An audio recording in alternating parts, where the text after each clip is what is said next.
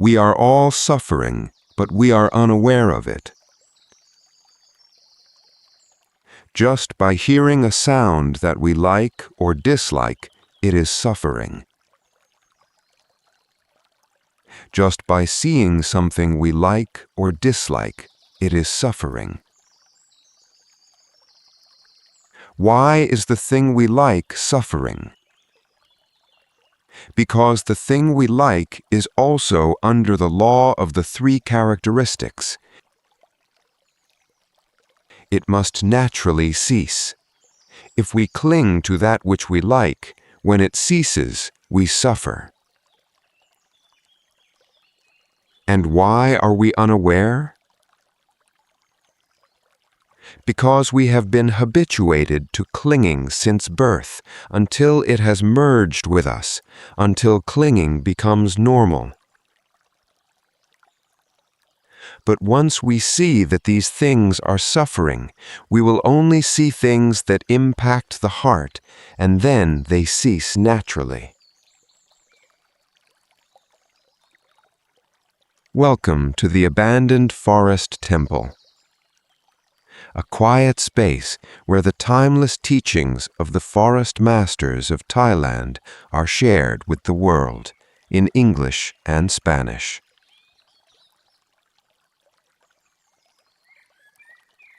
This episode is translated from a Dhamma talk given by AJAHN CHAH Sabbadānaṃ, a noble monk of Wat Nong Pa Pong, Ubon Ratchathani, on July 7, 1978. In that sermon, Ajahn Chah provided the following stories and practical guidelines as a guiding light for everyone to learn what is being the suffering and what is knowing the suffering. Let us begin.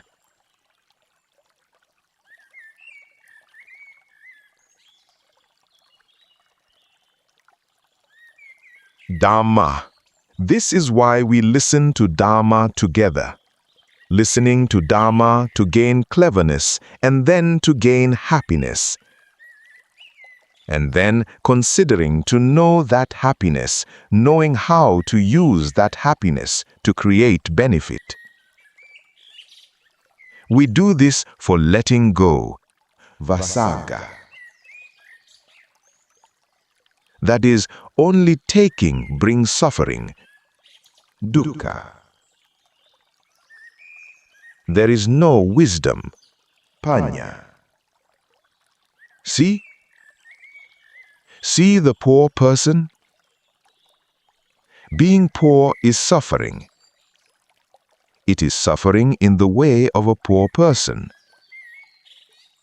See the rich person suffer? See the rich person, they also suffer. It is suffering in the way of a rich person. See the child suffer. See, it is suffering in the way of a child. See the parents of the child suffer. Suffering, it is suffering in the way of the parents of the child. Where is it? What is it? How is it? It is a matter of this sort. That is why the Buddha showed us how to live the Dhamma, to practice Dhamma, in order for us to leave suffering, to leave this cycle of rebirth, samsara, this cycle of rebirth. This is not to say that all things bind us. We go and bind them. Sometimes I cannot escape suffering. You can, but we do not do it. But if we do not do it, one must come to consider it. One must study Dhamma. One must know Dhamma.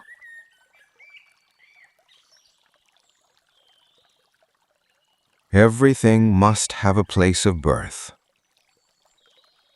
When it has a place of birth, it must have a cessation. Nirodha. It must have a place of birth.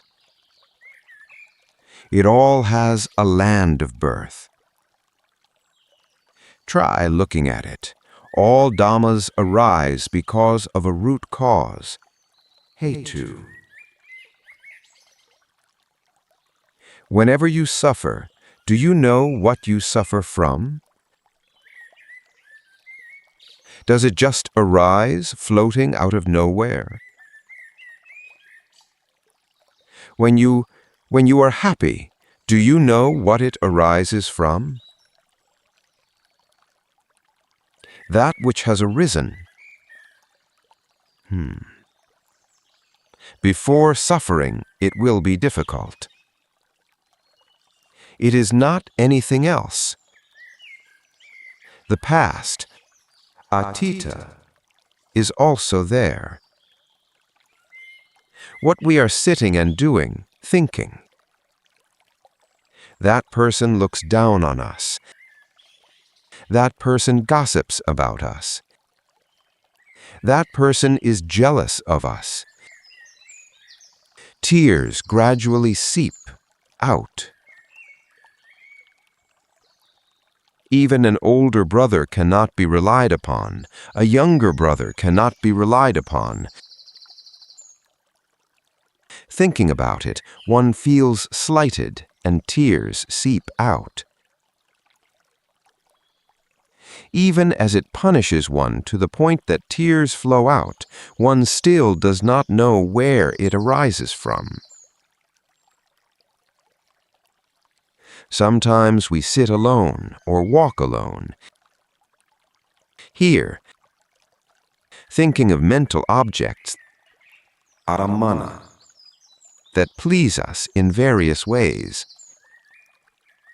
Sometimes one smiles out like this. What is that? Where does it arise from? One does not know. It smiles on its own. Here it is. Does it smile on its own? That Dhamma arises because of a root cause already. It is a land of birth. It arises from all root causes. Therefore, it is not that it arises floatingly. It does not just arise pointlessly.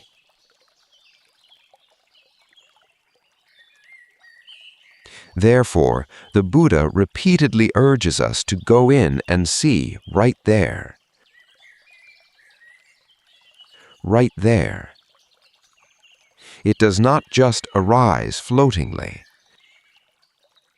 All things in this world, there will be nothing appearing to make all humans suffer, have hardship. But we do not know them. Like that rock sitting right there. It is not heavy yet. If we walk past it back and forth, it is not heavy. You get involved with it, thinking, I want it. You pick it up. It's heavy right away. See? That's how it is.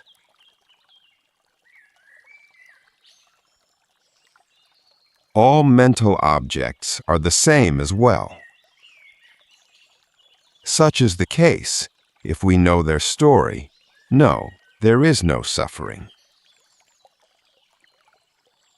If the root cause is not there, the root cause that will generate suffering is not there. There, it is not there like that. This matter of suffering is the most important matter. Even if one is poor, one suffers. Even if one is rich, one suffers. Being a child, one suffers.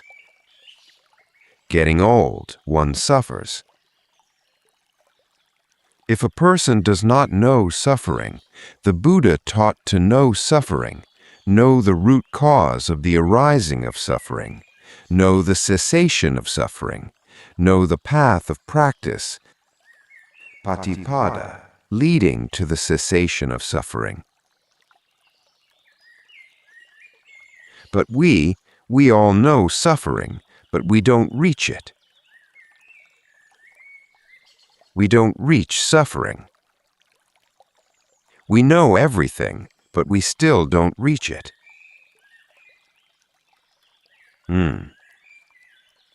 If we truly reach suffering, then there won't be anything left to be suffering.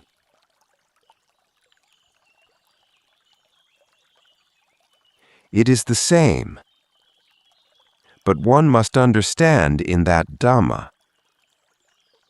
What is Dhamma? What is Dhamma? Simply spoken, whatever is not Dhamma does not exist. There is only Dhamma. That is called Dhamma. It is the language of Dhamma. Every one of us here is Dhamma. The mind, citta, is Dhamma. The body, kaya, is Dhamma. The body and speech, vacha, are entirely Dhamma. All the masses of humans here coming together as a group, as a collective, in comfort, in convenience, that goodness is like a single tree.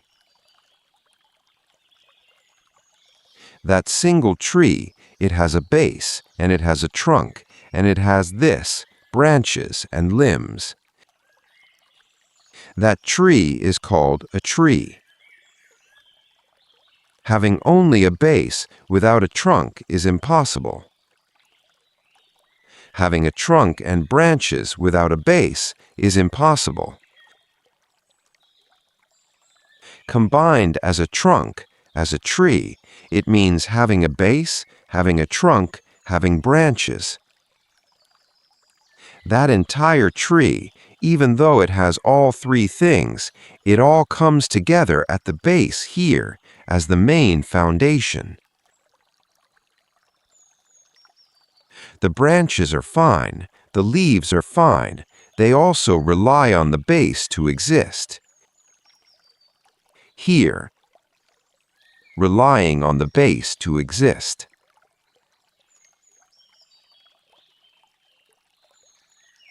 We humans are the same in that way. Here there is a body, there is speech, but it relies on the mind, which does the work thoroughly through every behavior. That is the mind. This mind, people like to come and complain about suffering. Ah, the mind is suffering. Since I have been staying here at Wat Nong Pa Pong, counting many hundreds of cases coming to bow to the Luang Pa, I am suffering in my mind. When it is happy in the mind. When it is suffering in the mind. One does not know what is what or how it is. In actual truth, there shouldn't be suffering.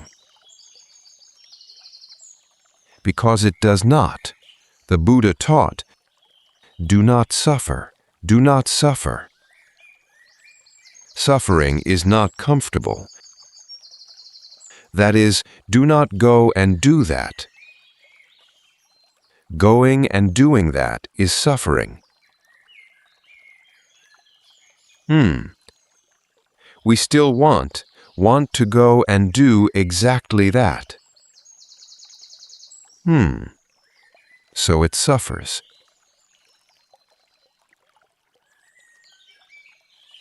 Listening to Dhamma, behaving in Dhamma, or practicing Dhamma is in order to be free from suffering.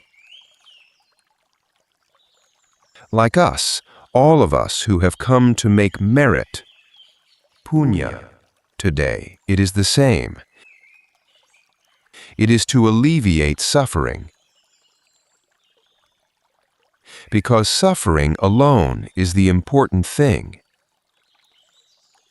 It arises from its root cause, which are all the defilements, kilesa. Some people see that suffering is a permanent resident in the mind, being here for a long time. Someone, today a layperson, also asked. So I answered that, layperson, it does not lie dormant in here. It just arose right now. But a disliked object, it's suffering right now. It is like a lime. That lime fruit there, taking it and leaving it over there, is it sour? Here is wet tamarind, taking it and leaving it over there, is it sour? It is not sour. Just bring it to touch the tongue. It turns sour right now. See? That's present Dhamma for you. The sourness isn't sleeping inside the wet tamarind, you know. One does not know the matter. That which is not known, it arises when it is known right now. Bringing it to touch our tongue, then it becomes sour right now. It arises right now. The sourness is not anywhere else. It is at the contact. Then a dislike arises. Defilement arises right now. Defilement does not come and lie dormant in our mind either. It arises right now. Therefore, present phenomena, this matter of present phenomena, it is a profoundly important thing. It is an important thing.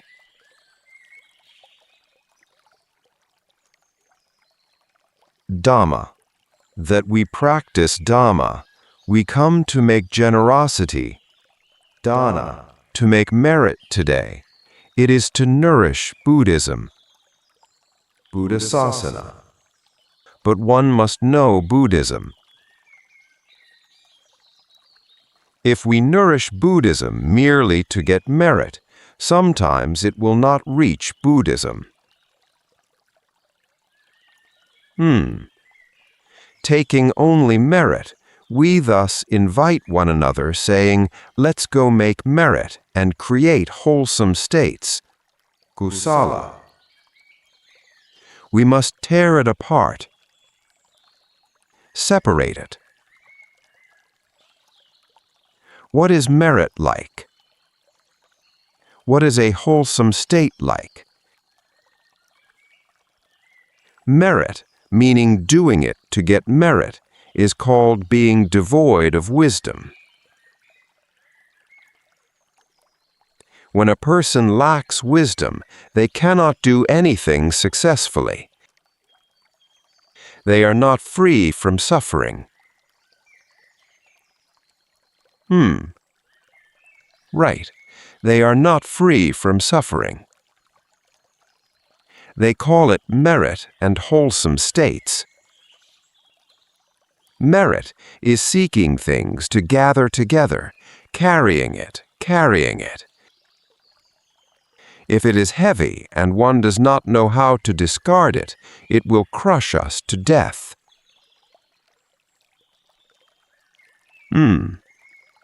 If there is wisdom, then one discards it when it is heavy. In that way, it becomes light. This is called a wholesome state. One thing is called merit. Combined together, it is called merit and wholesome states. Making merit and wholesome states in this way is called nourishing the Buddhism of our fully enlightened Buddha who bestowed it upon us. That which is called the Buddha, who is the Buddha? As for this, sometimes we are also confused. We do not know who the Buddha is. The meaning of it is the one who teaches the masses to behave rightly through body, speech, and mind, which is called Buddhism, is named the Buddha. Where is the Buddha? Look, let's look. The Venerable One, but we don't know who this Venerable One is. Everyone here is called the Venerable. It's not just the people here, it's the Venerable. The one who teaches the masses to behave rightly through body, speech, and mind, which is called Buddhism, is named the Buddha. Do you see? Do you see the Buddha?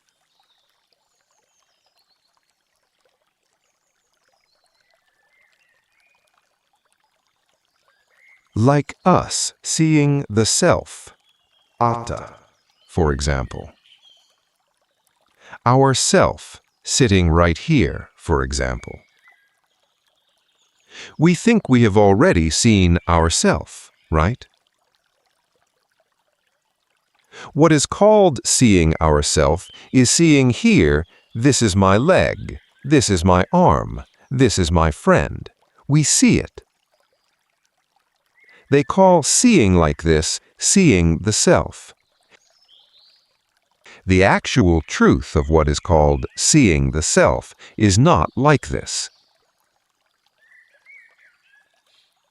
According to Dhamma, seeing the self means seeing that this self is not really a self. Seeing the self in that way, this is our arm, this is our leg, this is our body, everything is ours here. The Buddha did not accept this as seeing the self. Seeing the self is having the consciousness that sees forth from the insight knowledge, jnana, within one's own mind, knowing that all these things are not the self. He calls this a person who sees the self. Seeing it and not carrying it. Seeing a snake and not catching the snake. Seeing a snake and fleeing the snake. The snake's venom will not follow us. That is called a person who knows the snake. Right? That person seeing the self, that person, this person is not a person who sees the self. Because the self itself does not exist. What will you use to see it? There is no self. Here the Buddha taught not to have a self. This is extremely difficult to grasp. It is hard to grasp. This view, ditthi, is reversed like this. It is hard to grasp. It is difficult to see as well.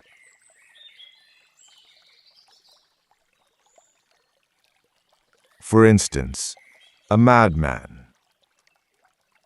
A madman and an accomplished one, Arahant, cannot be distinguished from each other. They are exactly the same. Because it is the highest and the lowest. Right? The highest and the lowest, yes. It might be lower, let it be. It is at the very end. See? It is high, it's true, but it's high at the highest end of high. You bring these two together, and you just can't tell them apart. Here, like a madman and an accomplished one, their outward characteristics are exactly the same, yet their inner virtues are completely different. All the noble ones, Aryapugala, have reached the end. Seeing all the mental objects, they simply smile in their minds. Smiling in our mind. A madman, when scolded by others, also smiles. Smiling without knowing the matter. The accomplished one smiles knowing the matter truly. They are completely different things. It is precisely that the highest and the lowest merge together. Thus, in some places, right in the present day, it still exists, going and bowing to crazy, nonsensical people right there. It has been this way since the time of the Buddha way back then. It has been like that.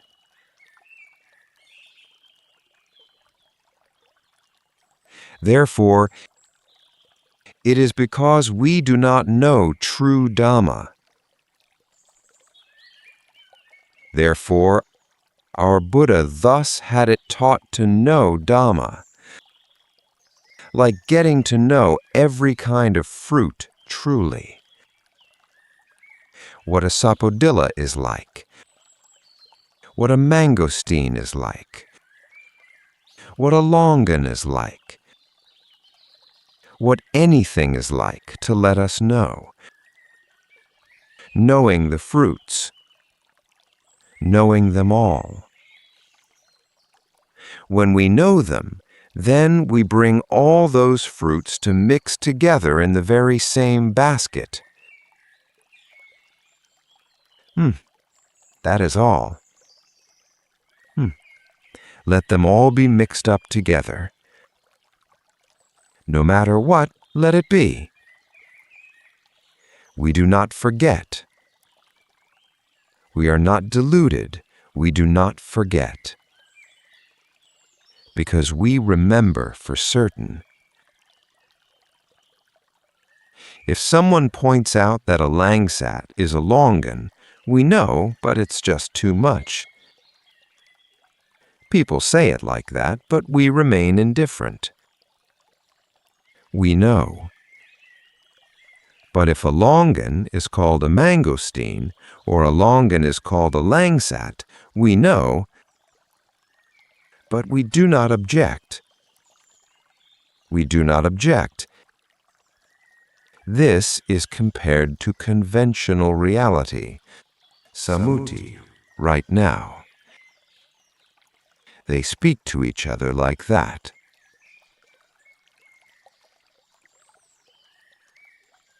The teachings of the world when reaching the mind of the Buddha are all fake things. They are all fake things. The teachings of the Noble One when entering the mind of a worldling, putujana, are also fake things. Therefore, they are crazy in different ways. It is difficult to speak about as well here. These teachings of his, they don't quite fit together. They don't quite fit together. Thus, for us as sons and daughters, descendants, to persevere in considering is difficult. It is extremely difficult to consider. Like us coming to make merit like this, wanting to get merit. Ah, I made merit, yet I still get a fever, get a disease. It doesn't stop. I'm not at ease. The diseases are continuous. I keep going to make merit constantly. It is not that you come to fix the merit right here. It is not that it will make it so there is no pain or ache. They are completely different things. I should make merit for our house here, to turn this cat into a dog, to turn the dog into a cat somehow. They are completely different things. They are completely different things. This body is one thing. The Buddha said it just goes like this. It goes according to its own nature. It is not that we make merit to stop it from hurting, from having a fever, to stop it from doing various things. They are different matters entirely. Because it is exactly like this, the Buddha did not trust it. He had us pass, escape from it like this.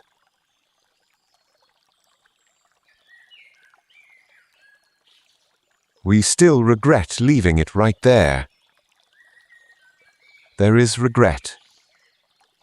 There is regret. So one still cannot go just like that.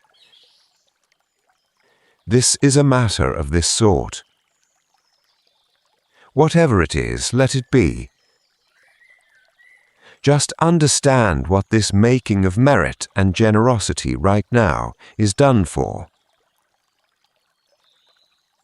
It is done so that there is no suffering. No suffering. Done so that it doesn't have suffering. To make it light. To alleviate suffering. To gradually make it disappear, to alleviate suffering. If making merit to alleviate suffering, one must make merit alongside making wholesome states. If one does not take wholesome states, there is no wisdom. Merit alone is like fresh meat and fish. Just leaving it out, it will only rot. Relying on salt to preserve it, that meat or fish lasts a long time. Or putting it in the refrigerator. It is like that. This wisdom, he left the teaching, Noti Panya Sama Abha. Light equal to wisdom does not exist. Nati Kanha Sama Nadi. A river equal to craving, Tanha, does not exist. These words completely balance each other. They balance each other 100% equally right here. It is truly like that. This wanting has no end. No end. Craving is wanting.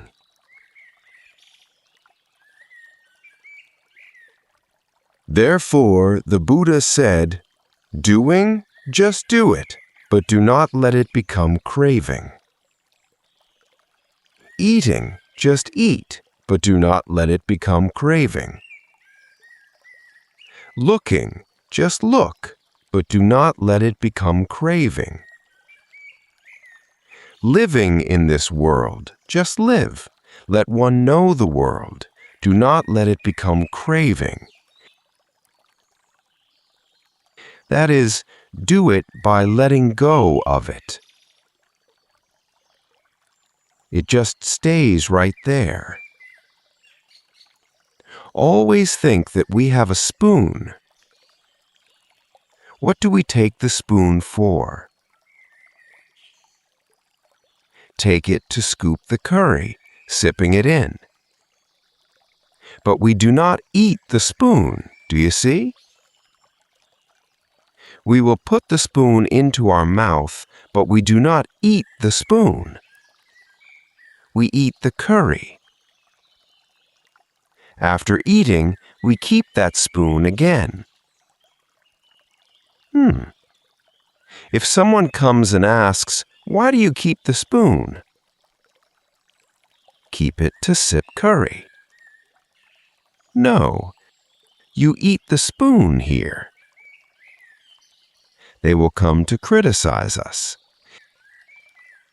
If they criticize, let them. But the truth is, we know that a spoon isn't something you eat. Like this, we know for ourselves. No matter how much they say we take the spoon to sip the curry, no matter how much we don't eat the spoon, we remain indifferent, comfortable. This is as it's said, that we know clearly. Here we know in letting go. Just think of using our spoon continuously. Or our water dipper here. The water jar is one thing. The water is one thing. The water dipper is one thing. 3 things. The 4th is our own body. We need to drink water. To drink water, we must take the dipper to scoop it. But it is not that we go and eat the dipper. But we still keep that dipper through the letting go, which says that this dipper we cannot eat. The thing that we will drink is the water. Then we keep it. Another person comes and criticizes us again, saying, "Keeping this dipper here, yet you don't consume it here."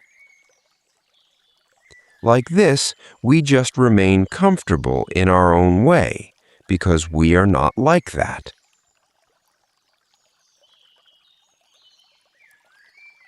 Therefore, the Buddha relied on himself. Relied on himself. The word himself means not a self exactly. If one truly relies on this self, soon it will collapse. In a few more years, it will collapse. Do not rely on this self. This is a matter of conventional realities layered upon each other. Conventional realities layered upon conventional realities. So one must speak according to the language of conventional reality. People here, he said, are called a self. A self. Just to let it be a language. In actual truth, all these things the Buddha taught, that if one comes to know Dhamma to its complete end, there is nothing that is a root cause for suffering to arise. Whatever it is, they are distinct things, not yet connected. but we grab them and connect them. We go and mess with them. We go and mess with them.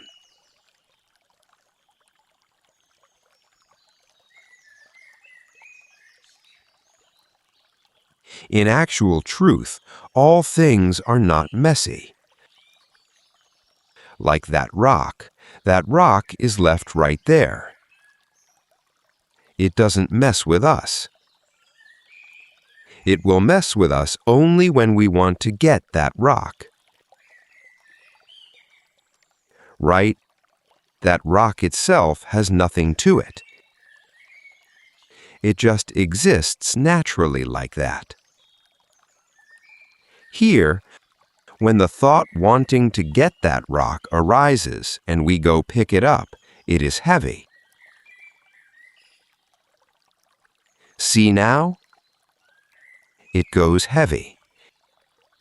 It is heavy right now.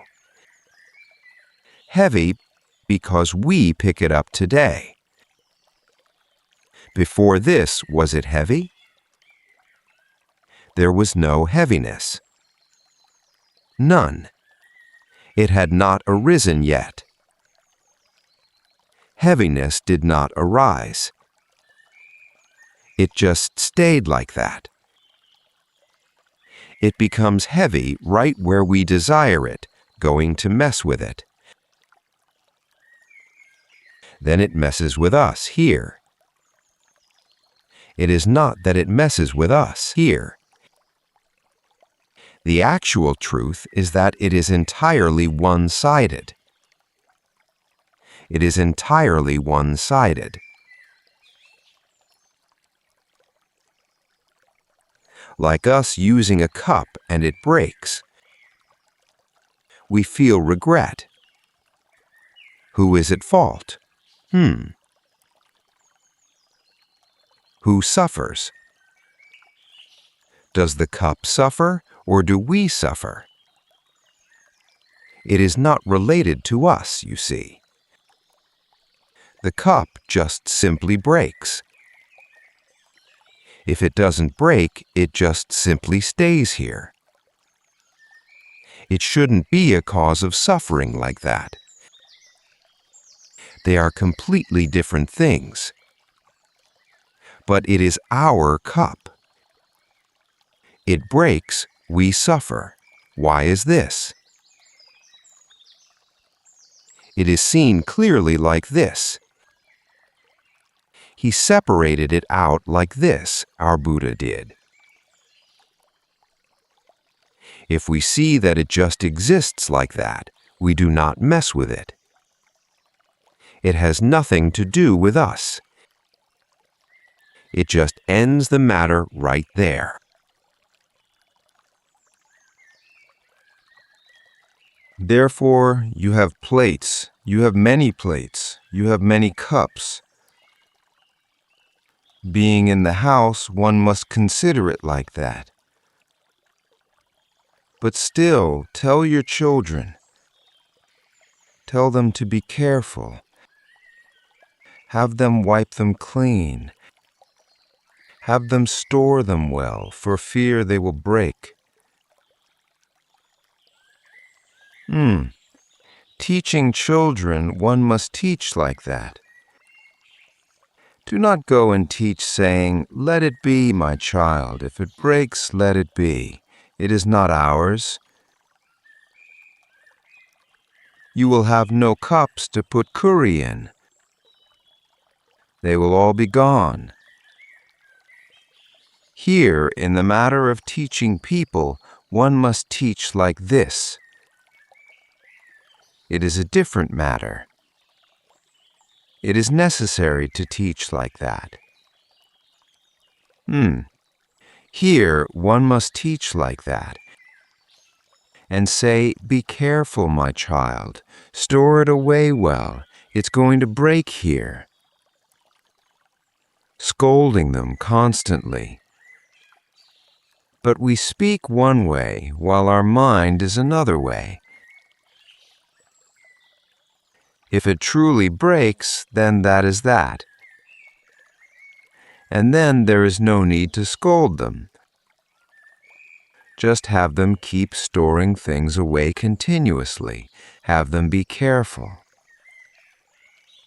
Otherwise, there will be no money to buy things to use.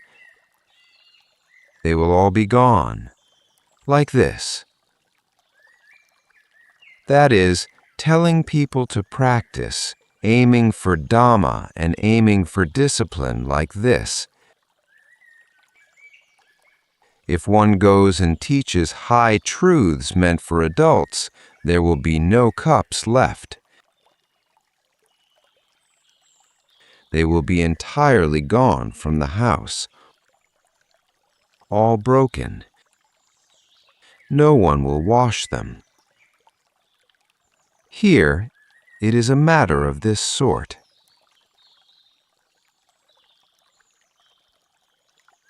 Therefore, the Buddha would listen to Dhamma and understand. A person who knows Dhamma is not a lazy person. They must be a clever person. They must be an energetic person, an energetic and persevering person. But energetic in speaking, energetic in acting. Acting with letting go. With letting go. Doing it in calm and suppression. Therefore, the Buddha still taught that working is comfortable. Doing this and doing that is comfortable. Whatever is right livelihood, sama ajiva, it is comfortable. Even if it is a bit heavy, it is comfortable. Because the fault right there is non-existent. Like this.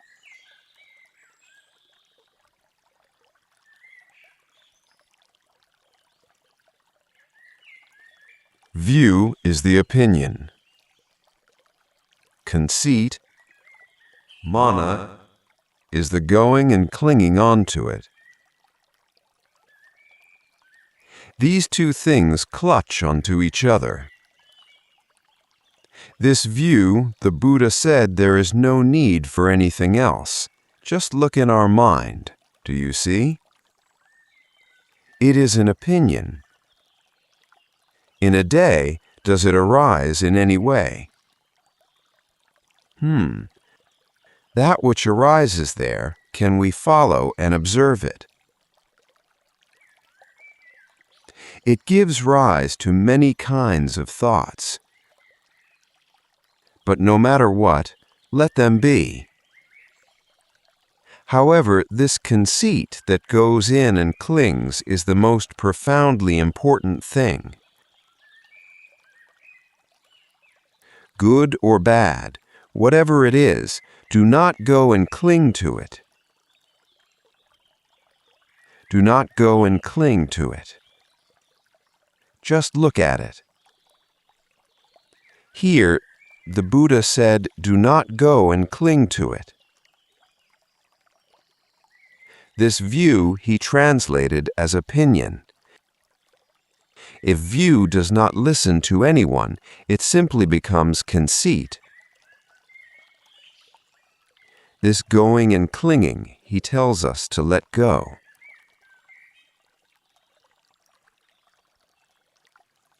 If we humans come to think about it, letting go, what will we get?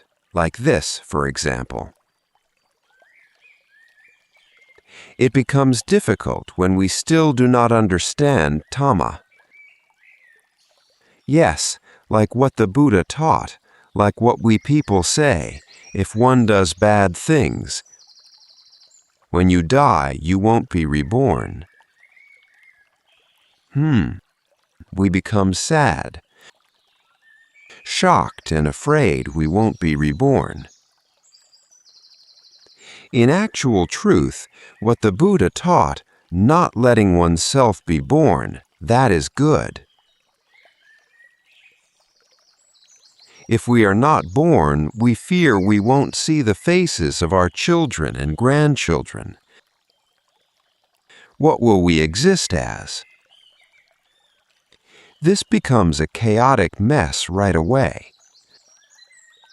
Let us come and think about it. The reason we suffer every day is because we were born. See? As soon as we were born, suffering therefore arose here. Birth, jati, suffering, aging, jata. The suffering is because of being born.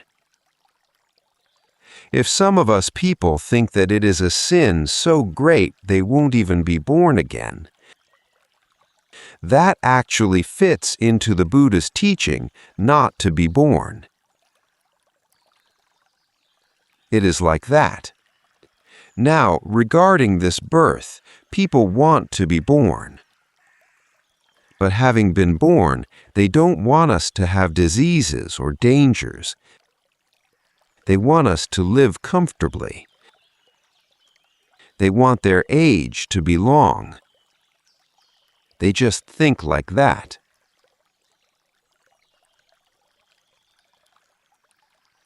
The Buddha said, "The root cause of death is the root cause of birth." That very thing which is born has already volunteered to die. Like an object that we do not yet have in our hands right now. When we search for and obtain it, for example, it means this very thing is going to break. It is going to be lost. Why? Because it exists here.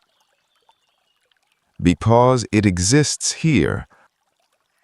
Like a spittoon, do you see? Here. If bought brand new, it is going to break. It is broken here. The monk sees that the spittoon is already broken, you see. But we see that this spittoon is not broken. Here, the views differ. One person uses an unbroken spittoon. One person uses a broken spittoon. Go along together. Watch this. One day it slips from the hand. This spittoon breaks. It was already broken beforehand. The one who says it's already broken, and the one who says it's not broken until it breaks right now, they're the ones crying. Therefore, see it beforehand. When it is born, that is exactly it. The Buddha taught that he wants us to be free from birth. But regardless, it still wants to be born. It cannot resist. If it is going to be born, what is there? Is there anything? It is like 100,000 sufferings, 100,000 difficulties, 100,000 hardships, all sorts of things. We still do not see its danger. We don't know how it is. We don't recognize it. Not seeing its danger, what must we do to see its danger? We must behave and practice. Consider it so that it aligns with the form of the Buddha's Dhamma.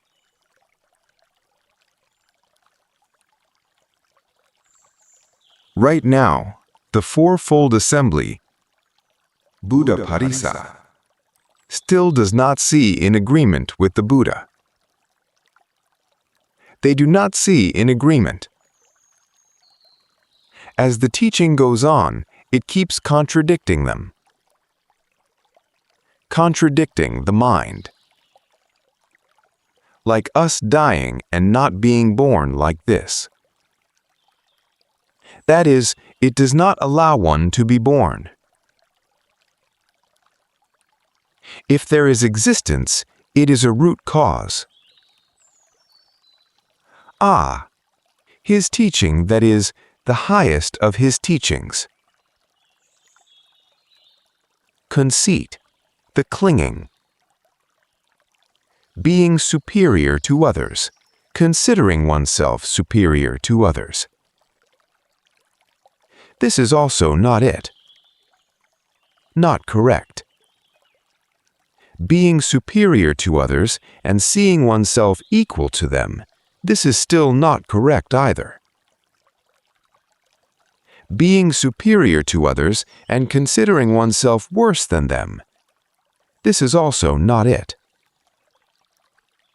Being worse than others and considering oneself better than them, this is also not it. But being equal to others here, considering oneself better than them, this is also not it. Being equal to others, considering oneself equal to them, this is still not it. Still more. Being equal to them, considering oneself worse than them, this is also not it. Being worse than others, considering oneself better than them, this is not it. Being worse than others, considering oneself equal to them, this is not it. Being worse than others, considering oneself worse than them, this is still not it either.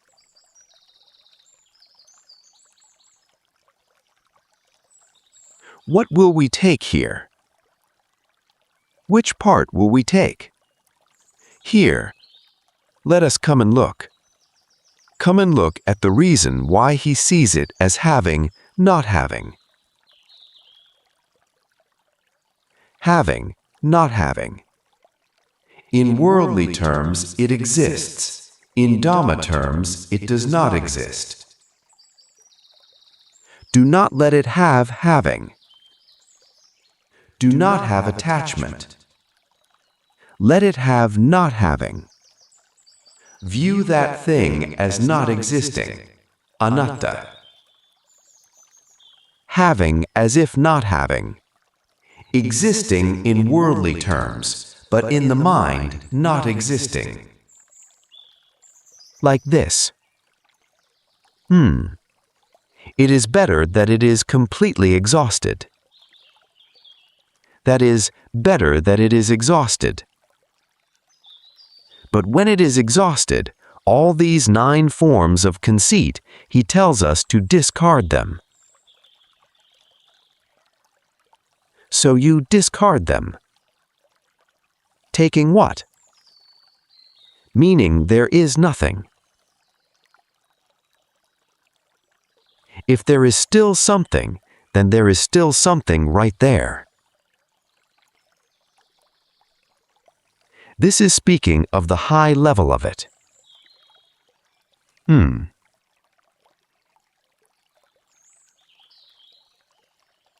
But speaking of how we people want to have happiness, want to be rich, this is called not being free from suffering, which is merit. Therefore, if one comes to build merit, one must also consider it at the same time, which is wholesome state, which is wisdom. It is not destroying it. It is similar to mathematics. It has multiplication, it has addition, it has subtraction, it has division.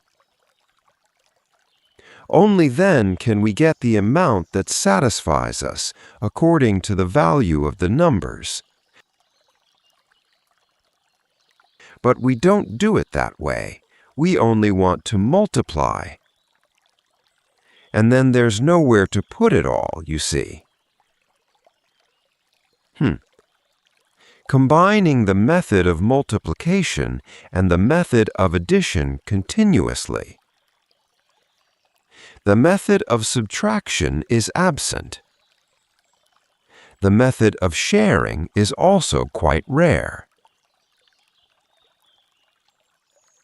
If there's a method of sharing, it becomes light. Having a method of subtraction, it becomes light. If there is only the method of addition and multiplication, it goes completely overboard, do you see? It results in turning back into that self, being a selfish person. It is only like that.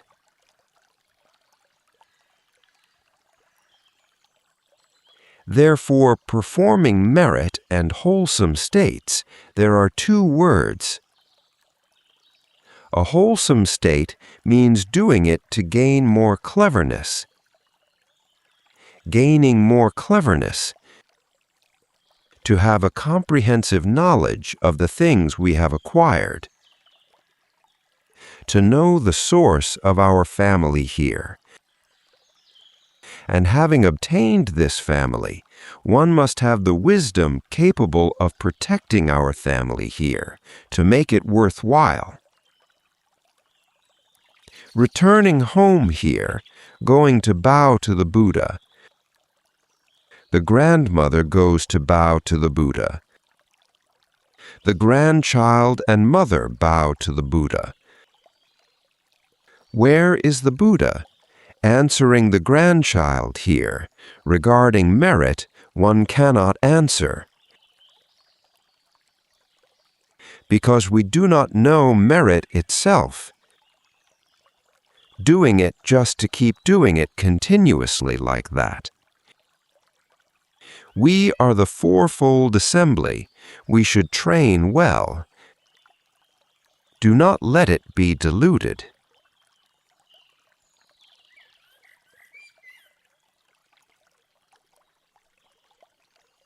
Like many kinds of fruit in a basket, let them be.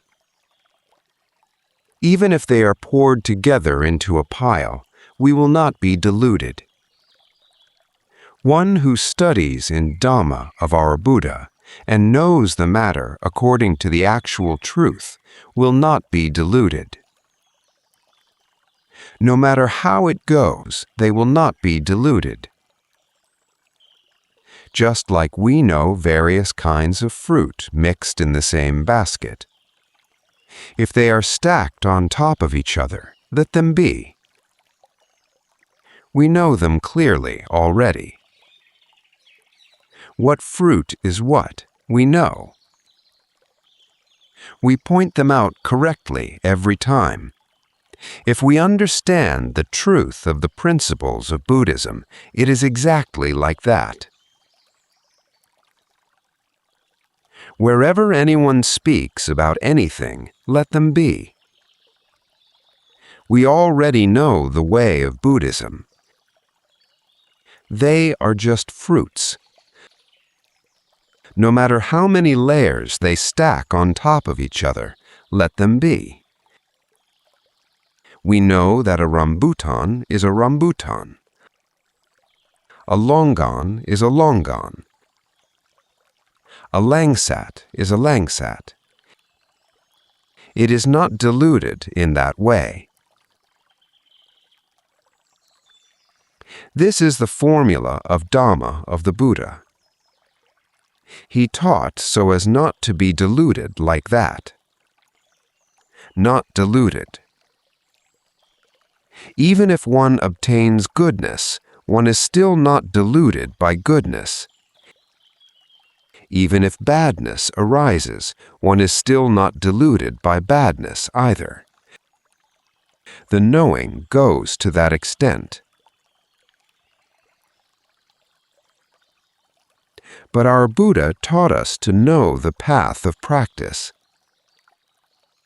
In one's own mind, in actual truth, this behavior and practice, this knowledge here, The one that arises from a pure mind is one thing. The one that arises through memory is another thing. They differ greatly. They cannot be combined. A pure thing and an impure thing cannot be combined.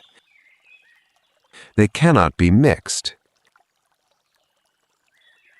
The Dhamma that arises from the mind is similar to what is called a natural spring. A spring where water seeps up cannot dry out. It flows on like that. Our knowledge based on memory that comes is similar to water in a jar. When the rainwater is gone, it just dries up. This is how it is.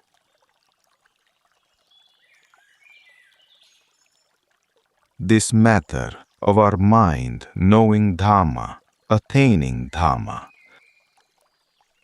But people these days say, attaining Dhamma, they are already afraid. This word is too high. Attaining Dhamma is too high. They don't really want to speak of it. If someone speaks of it, they tilt away in their mind. This Dhamma, try going and saying it. Returning home, I have attained Dhamma. People's eyes will be utterly stunned right here. Attained Dhamma. In actual truth, this word is an item of conventional reality. It is not that it is high or low. Like all you lay people coming to Wat Nong Papong today, it could be called attaining Wat Nong Papong today. Hey, what's so strange? Coming to Wat Nong Papong today works. Knowing Wat Nong Papong works. If speaking in the language of Dhamma, attaining Wat Nong Papong works. If we know that this is sin and this is merit, then we know it. It can be called that we attain Dhamma as well. Here, if saying attaining Dhamma, they are shocked. Us people. Here it is just like that. This is language. It is language to allow for mutual understanding. One language speaks it one way, that is all.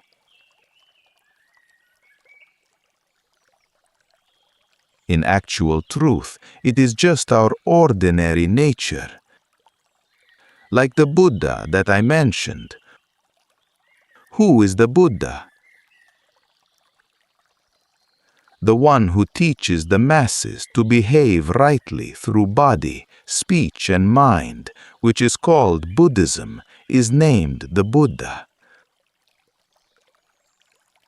But we say, if I were born at the same time as the Buddha, I would have made it already, to this extent. Thinking that the Buddha of that time has already passed away. But in actual truth, the thing which, when we see Dhamma, we see the Buddha.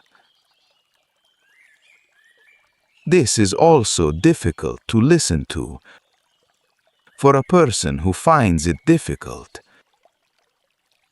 If we see the Buddha, we see Dhamma. When we see Dhamma, see the true Dhamma, we see the Buddha. Seeing the Buddha, we see the true Dhamma. Seeing the Buddha and the true Dhamma, then we see the monastic community, Sangha. Therefore, the Buddha tells us to have the Buddha at the mind, the Dhamma at the mind, the Sangha at the mind, to see it clearly. As for that, we just grab them and stuff them in. Saying the Buddha is in my mind, the Dhamma is in my mind, the Sangha is in my mind entirely.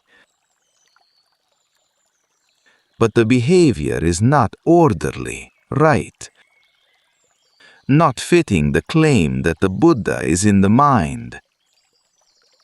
Not fitting that the Dhamma is in the mind, the Sangha is in the mind. That is, the mind is the one that will know Dhamma. He calls it the one who knows.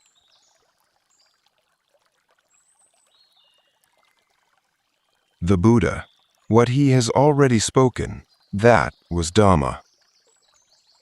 The very Dhamma of enlightenment itself. This enlightenment, he did not take it with him. He left it right in here. But speaking simply, like our teachers, school teachers, they were not teachers from birth.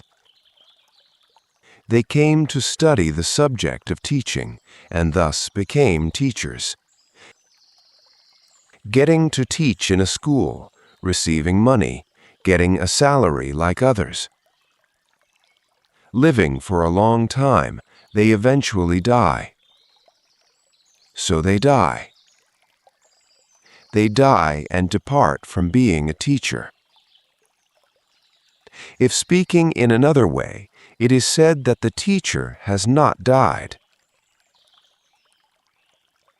The teacher has not died, meaning the virtue that made that teacher a teacher still exists.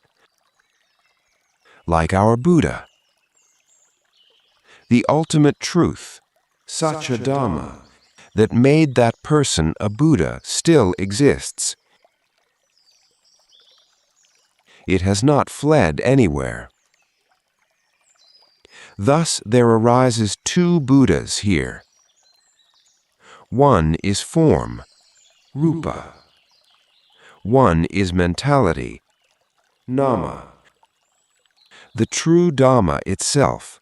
That is why the Buddha taught Ananda. Just go ahead and behave. Just go ahead and practice. You will flourish in Buddhism. Whoever sees Dhamma, that person sees us. Whoever sees us, that person sees Dhamma. Here, we don't know how it is that it's like that. Listening to this, the Buddha is Dhamma, the Dhamma is the Buddha.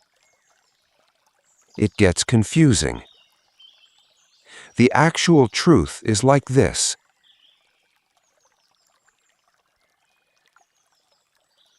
The Buddha previously did not exist. He was only called and bestowed the name of Buddha because he came to know this very Dhamma. Before that, he was Prince Siddhartha.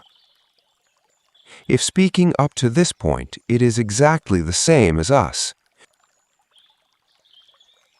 We are just Mr. C, Mr. Sa, Mr. Me, Mr. Ma, staying just like that. If we come to attain Dhamma, we will be a Buddha in the exact same way. It is no different. Therefore, all you lay people, understand that the Buddha still exists. Understand it today that the Buddha still exists. Wherever we act, that is, it is the ultimate truth already. If we do evil right here, it's fine, no one sees it. Do not say that. The Buddha sees it. He still exists every day, still trying to constantly support us to travel the path correctly. but we do not see. But we do not know the matter.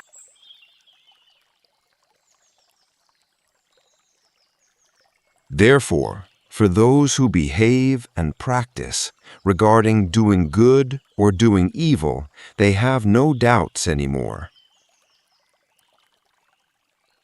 because they already have a witness. They have no doubts.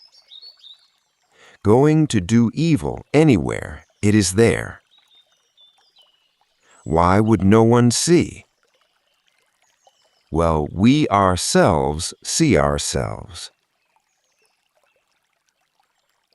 Right. Going to do evil somewhere where no one sees. There is no such thing. No one sees, but we see ourselves. Doing evil anywhere, doing good anywhere, one cannot escape. He calls it action. Karma. It knows accordingly. It is the truth. That is, the truth is already there in the action. The Buddha came to attain enlightenment of this truth. This truth is truth. Thus, the Buddha continues to be the Buddha in this world. If anyone and everyone comes to behave and practice and attains the virtue which is truth like this, they transform into the Buddha. The one who teaches the masses to behave rightly through body, speech, and mind, which is called Buddhism, is named the Buddha.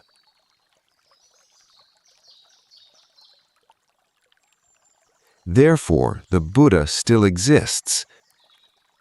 Please be glad. Do not be sad at all. Some people think angrily, if the Buddha were still alive, I would have gone. Right. They take it exactly like that. The actual truth, meaning that truth still exists. What we do right here, whether it is correct according to the truth or wrong according to the truth, it is correct or wrong on its own. That is also called the Buddha. By mentality, he still exists. Therefore, those who behave and practice thus respect him. Why do they respect him? Because they see the Buddha right there. Sitting right here, it is like the Buddha is right in front of them. Walking, it is like the Buddha is right in front of them. They cannot go astray. They see it evidently in their mind. Therefore, they respect the Buddha, the Dhamma, the Sangha consistently there. It does not fade. Like this, one cannot stray, because they see that it is already in their mind. They see it like this, that it does not disappear anywhere. Seeing like this is called we see Dhamma. Seeing Dhamma, we see the Buddha. Here, it is just like this.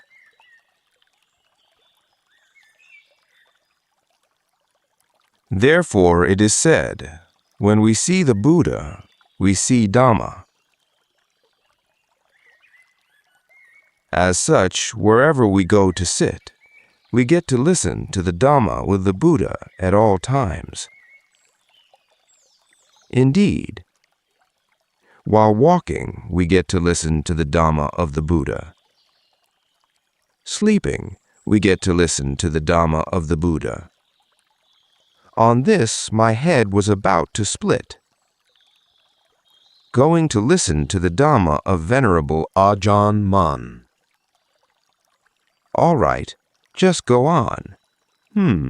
Just keep practicing. Soon you will get to listen to the Dhamma of the Buddha.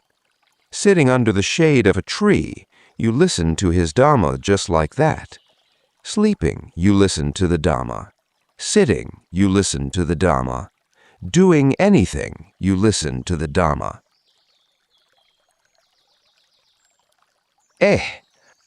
I could not think it out at all. That is, it is not something to be figured out by thinking. It is not for thinking. It must arise from purity.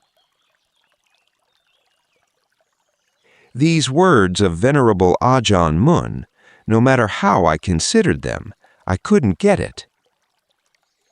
The actual truth is simply seeing Dhamma itself. It's nothing far away. It is Dhamma.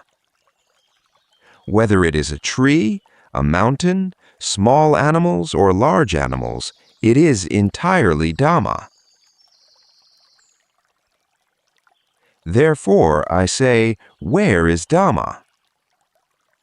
To say there is no Dhamma is impossible. Dhamma is nature. It exists like that. That nature, it is just its nature. Arising and ceasing on its own like that.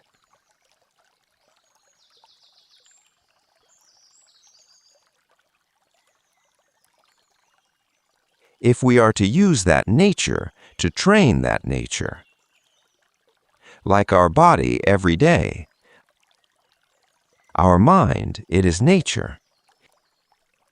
Here it has eating, it has ceasing, it has sleeping. It is its ordinary way, same as animals.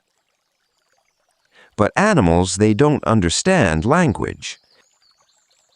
They are incapable beings, abhava. They cannot be taught. Their brains are too slow. Not like us humans.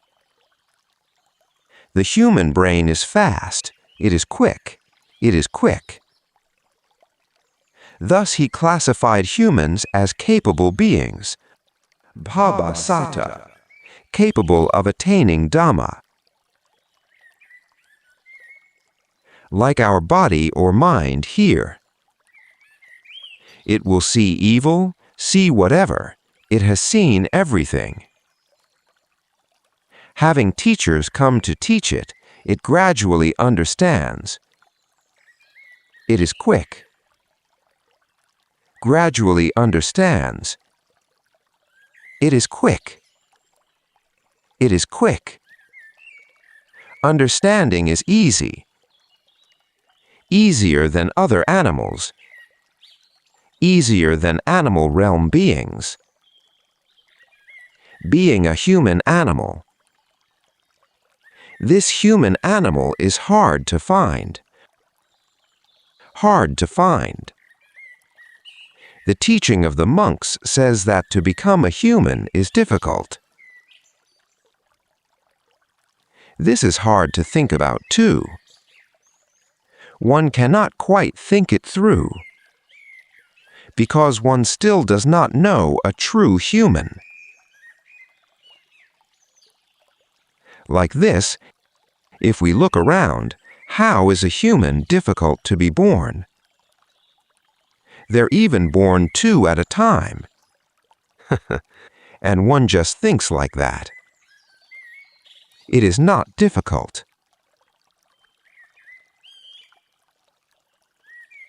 A human who has no such virtue, they are a human of one sort. They are not yet a human.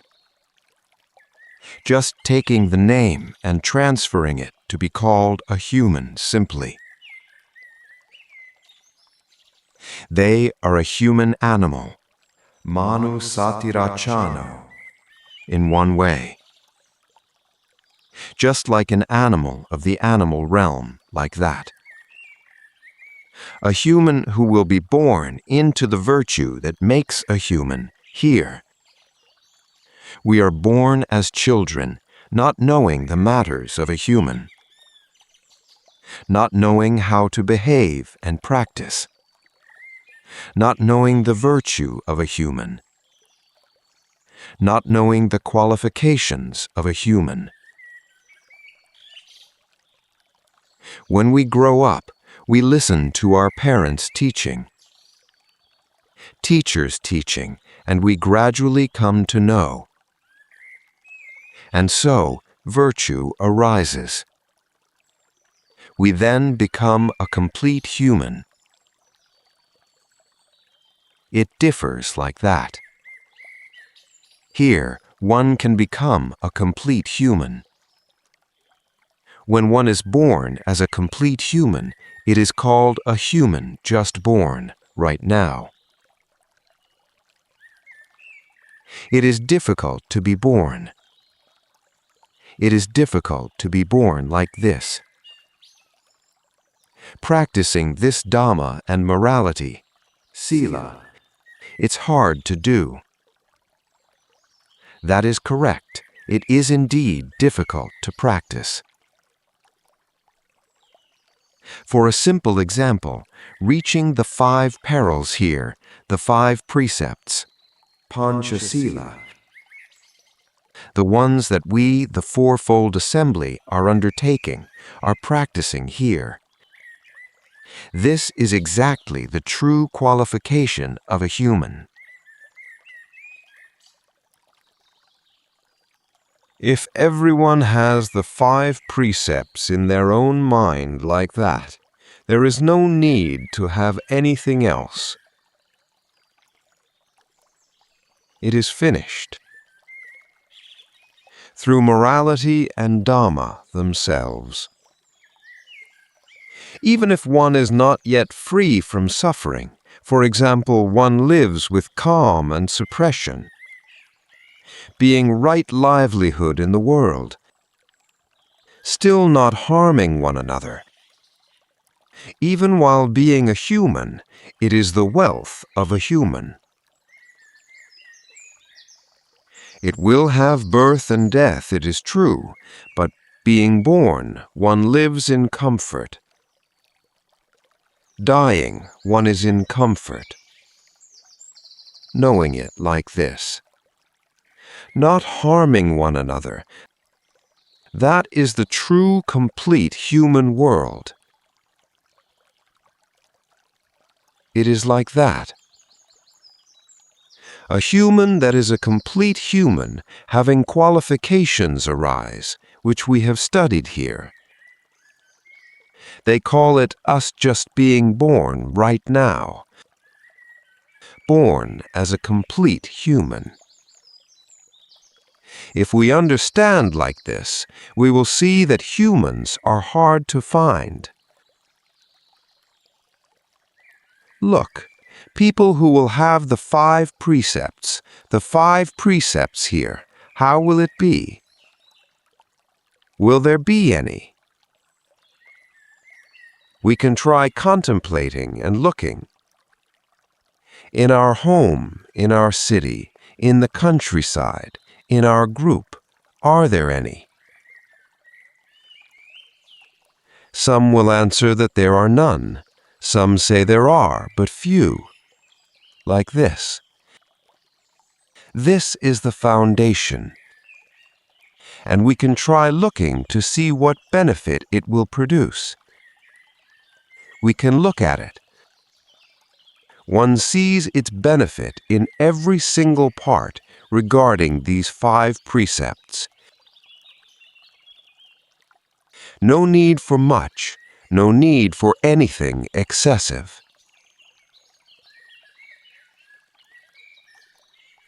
If anyone has a person to come and maintain the 5 precepts to be brightly clear in our mind, that person will be comfortable. Even if no one knows, they are comfortable in mind. bright and illuminated. Thinking backwards to what is the past, one is comfortable in mind. Because we have not done anything messy through all sorts of sinful actions. Thinking of it at any time, one is comfortable. Standing and thinking of it, one is comfortable. Sleeping and thinking of it, one is comfortable. Nearing death, thinking of it here, one is comfortable. Any action that, having been done, when thinking of it later brings distress, that action is not good. This follows us like that. To give an example, like Wat Nong Papong here. You lay people come here. Many of you lay people come here. Suppose there is one person, who comes and breaks off the head of a Buddha statue at Wat Nong Papong. Just supposing. No one knows. Only the person who did it knows. Today, everyone comes to offer robes together, and then that person sees the broken Buddha head. So, he is uncomfortable. Only that one person is uncomfortable, the one who knows.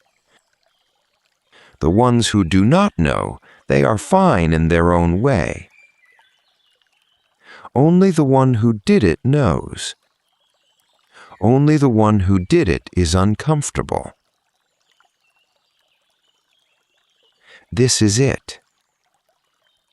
That evil action which, having been done, when thought of later, that action is bad. Or if we bring a Buddha statue to offer at Wat Nong Papong, or any temple, with our faith, Sada. When we come to make merit like this, coming to bow and pay respects, seeing what we have built here, we are already comfortable in mind. Even if done a long time ago, afterwards thinking about it, we are not distressed, we are comfortable in mind. This we will know as personally experienced Pachatam, knowing specifically within ourselves like that.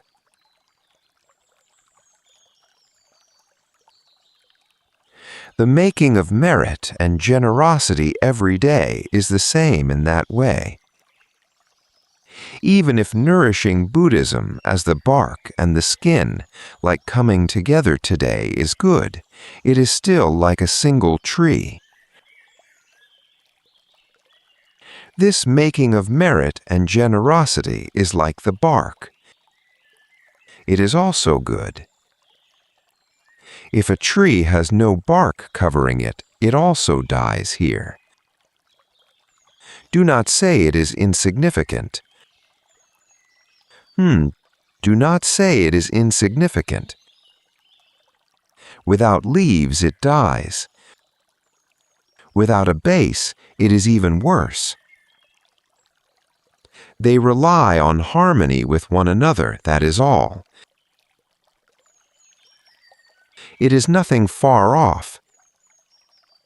It is beneficial in every part. Let us understand it like that. They call this simply making merit. But we must also cultivate wholesome states. Making it both merit and wholesome states means to have wisdom. Do not do it in vain. Do it as the fourfold assembly of the Buddha himself. Have reason. Having done it, let one gain merit, Let one gain merit. Let one gain merit. One must know to ask. Returning home, right? Going to offer robes, did you get some merit? Where does it stick?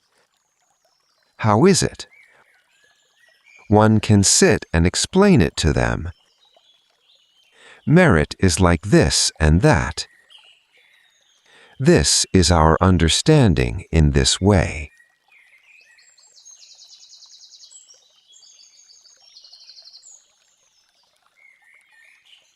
These actions are a skillful means, upaya. Like that. And all of this speaking of Dhamma is entirely a skillful means. Please understand it at that point. Understand it at that point. It is an item of conventional reality. It is a skillful means. That is, actual Dhamma itself cannot be seen visually. But it exists. We must pick up and raise other things to consider together. For example, a school teacher teaching students. Supposing that Mr. A has this much money. But Mr. A is not there. What do you do?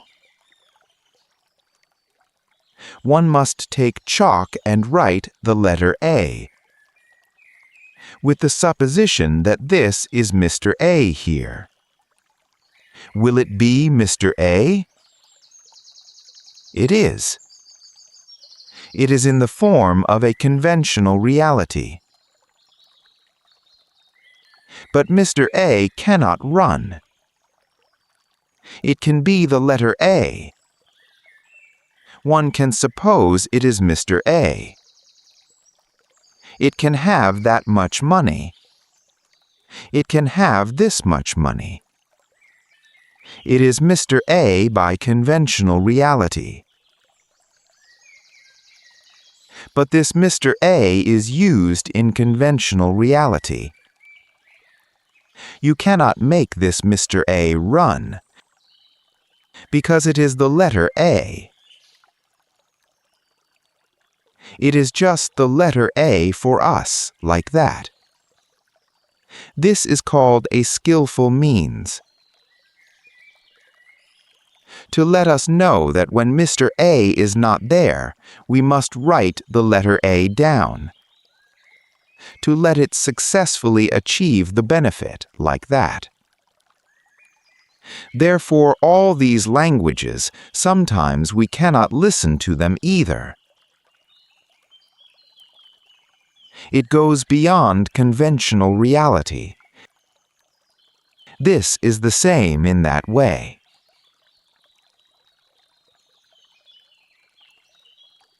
Here is the principle of Dhamma that we behave and practice. If we have mindfulness, sati, and clear comprehension, sampajanya, wherever we are, let it be. Some people understand that I have no time for mental development. Bhavana. Why? I sell goods. Oh, selling goods all the time here, not doing mental development? When you sell goods, do you breathe? I breathe. Well, why do you have time then? Why do you have the opportunity to breathe? Why don't you hold your breath? Here, this matter of mental development is not anything else. It is a matter of consciousness and thought. We only think of coming to just sit, closing our eyes in the middle of the market. It cannot be like that. consciousness, thought, and consideration here. Knowing that right now, what are we doing? Are we wrong or are we right? Are we happy or are we suffering? Well, what is it? What it is right now is called doing mental development. It knows the matter of reason like that here. Meaning, whatever we are doing mental development. We are practicing. We have mindfulness. We practice like that. Always knowing our own right and wrong. That is called mental development. Today, did we speak wrongly? Today, did we act wrongly? Today, did we think wrongly, like this?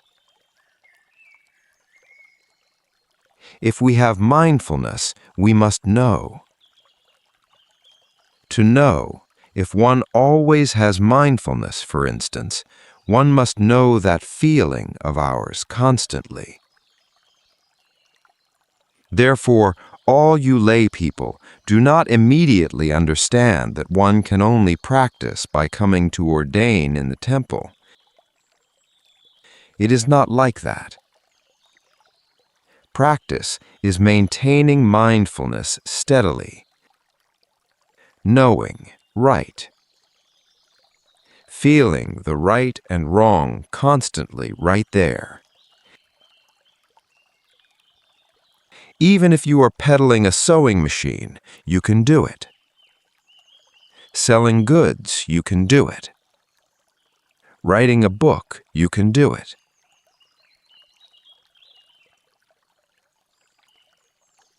It is probably equal to our own breath, this practice here. Even while we are doing anything, we are breathing here. We are breathing as well.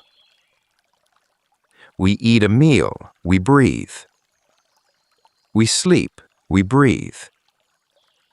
Even if not asleep, we are breathing. Why do you have time to breathe? Why? Because it is an extremely necessary thing. Because this wind, it is the most refined food.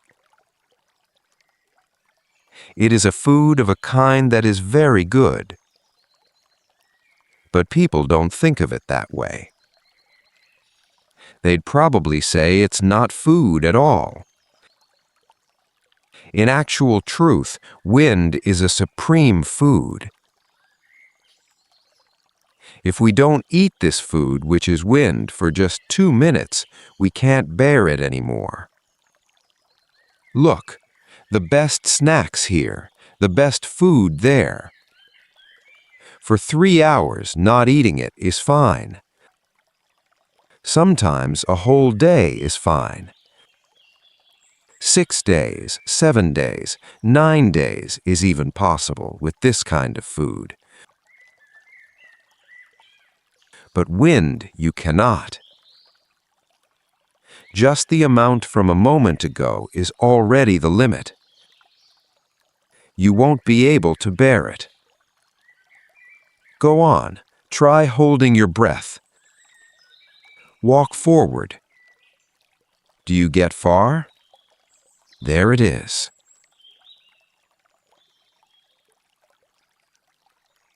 Right. This wind is beneficial like this. It gives us our existence like this. Therefore, the Buddha grasped the breath to be an object of consideration. This mindfulness of breathing, anapanasati, is the crown of meditation subjects. He persevered in mental development, sitting, observing, and considering the breath going in and out, thinking Buddho, Buddho. That is, to simply know, knowing that the breath goes in and out. Every part of our body exists because of wind. That we walk back and forth, it moves by wind. Wind is the most important thing. Wind is a truly supreme food. Even while sleeping, one still eats this food constantly. You cannot not eat it. Unless one is dead, that is all. We must pay attention. Oh, this wind. It is important indeed. We sit observing the breath going in and out like this. That awareness, it's calm. Awareness arises. This wind here. This wind is extremely important. It is better than having tens of thousands, hundreds of thousands of money. It is better than having anything at all here. Look, if it goes out and does not come in, one dies. If it goes in and does not go out, one dies right now. Here, let us see it closely like this. It is something that has more power than anything else already. Becoming interested in the wind and then considering. Observing the wind, considering here. Right, pulling various matters to combine them into the wind here. Having mindfulness with the breath going in and out, always. Not having many forms of wisdom.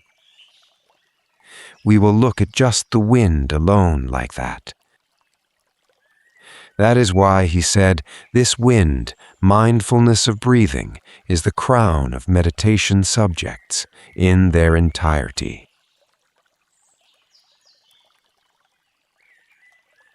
Therefore, the Buddha raised it up for us, raising this meditation subject, which is the breath going in and out.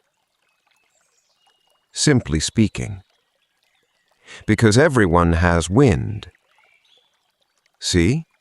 Everyone has wind.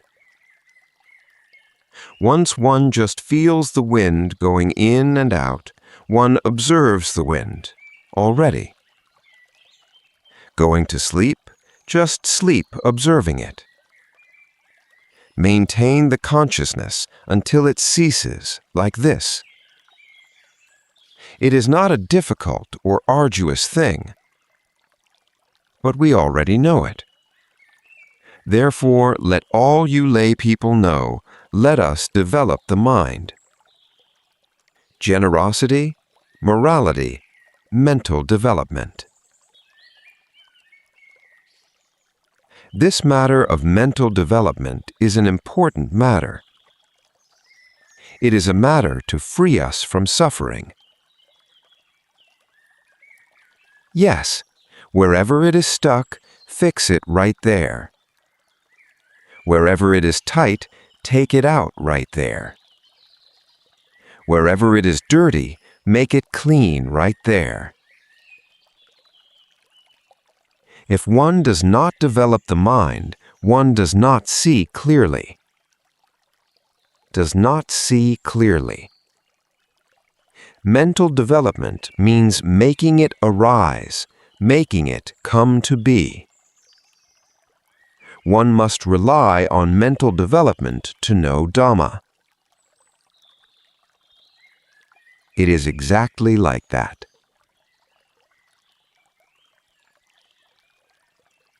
Here it is, let all you lay people understand. Understand mental development, making merit and generosity. No merit, no wholesome states. Let it produce benefit. Doing anything without any doubt at all. The disciples of our Buddha, whatever they do, they know it entirely. They do not do it falsely. Therefore, today, all you lay people who have come today, it is called seeking merit together, and then adding wholesome states. Seeking wholesome states too, in order to carefully consider mindfulness of breathing, morality, meditation subjects. This meditation subject is something one should do. Whether in the way of the world it is true, whether in the way of the truth it is true. Whether a lay person, whether a monk. Doing this can make our mind clean, can make our mind clear always. We keep doing it, we keep doing it. It will become personally experienced, known specifically from within oneself. That is all.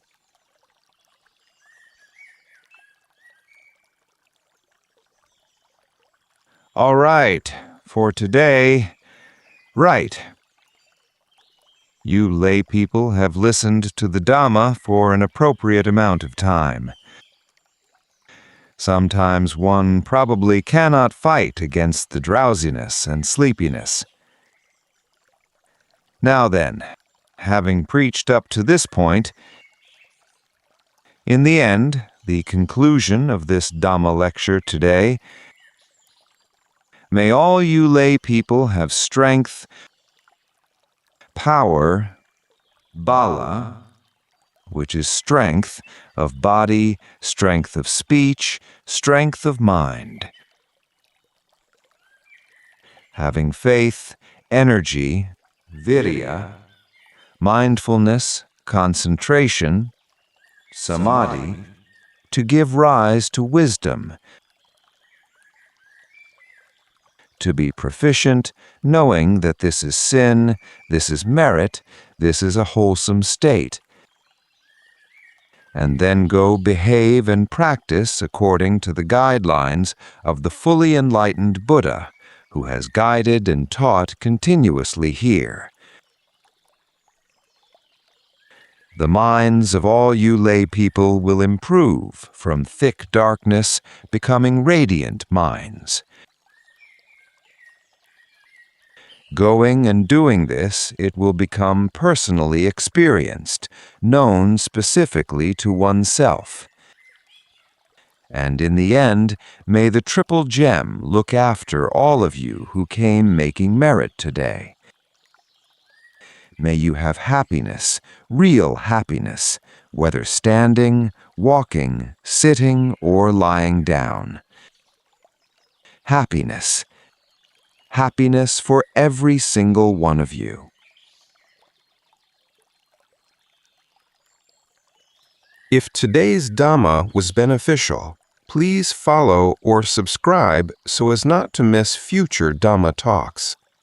You can also support us further and find links to watch the video version or listen to the audio-only format for your convenience in the description box. May all share in the merit of this wholesome listening. The abandoned forest temple has prepared a brief moment as a space for you to find peace or reflect on the Dhamma or practice. Please find a comfortable posture, gently close your eyes, and mindfully be aware of the breath passing through your nose.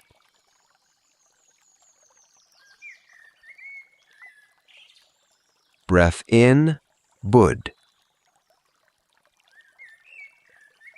Breath out, Do. Breath in, Bud. Breath out, Do. Breath in, Bud. Breath out, Do. Breath in, Bud. Breath out, Do. Breath in, Bud. Breath out, Do. Breath in, Bud. Breath out, Do. Breath in, Bud. Breath out, Do. Breath in, Bud. Breath out, Do. Breath in, Bud. Breath out, Do. Breath in, Bud. Breath out, Do.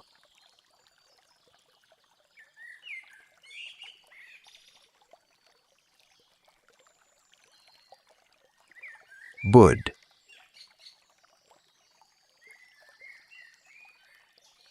Do.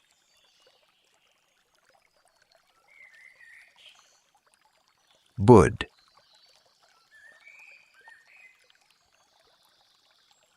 Do.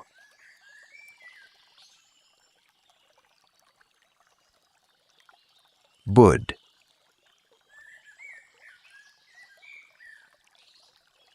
Do.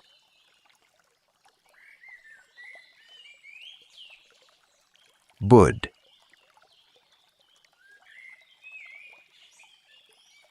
Do.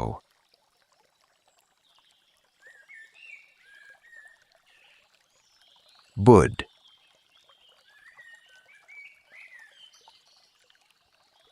Do.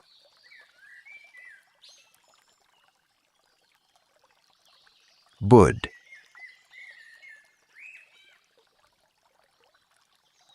Do.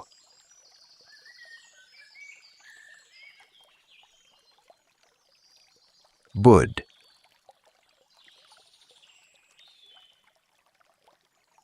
Do.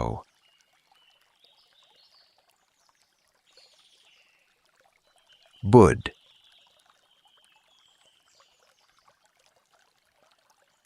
Do.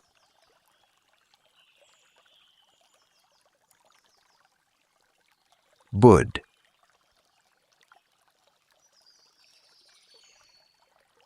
Do.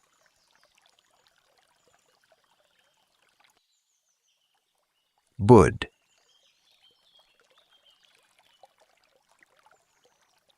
Do.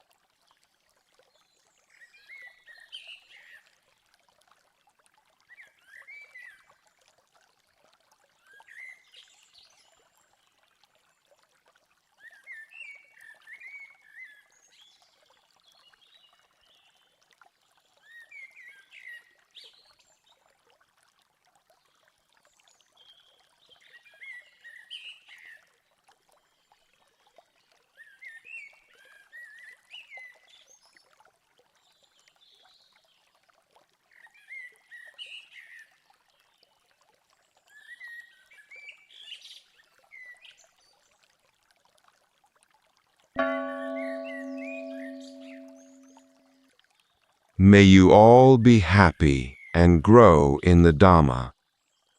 Sadhu.